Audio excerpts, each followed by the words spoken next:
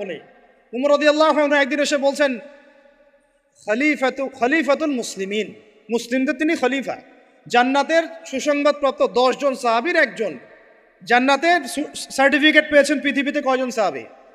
একটা হাদিসে একসাথে 10 জন, ওই 10 জনের অন্যতম একজন, যিনি এমন শাসন ব্যবস্থা পৃথিবীতে প্রতিষ্ঠা করেছিলেন যার মতো মিসাল এখন পর্যন্ত পৃথিবীতে আর দেখা যায় নাই। একটা হাদিসে আসছে, যে রাস্তা দিয়ে ওমর হাঁটে ওই রাস্তা দিয়ে শয়তান হাঁটে না। কি বুঝলেন? শয়তান যদি দেখে ওই যে ওমর, ও আর ওই যাবেন ওই রাস্তার মধ্যে। এই হচ্ছে ওমর ইবনে খাত্তাব।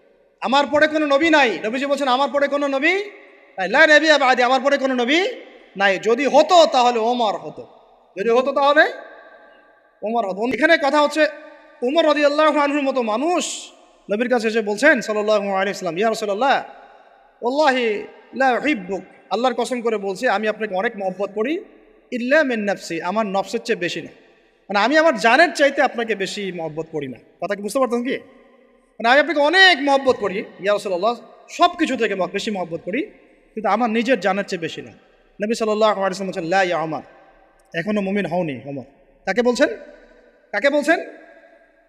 জান্নাতের সার্টিফিকেট প্রাপ্ত একজন মানুষকে, লা ইয়া ওমর, এখনো হওনি।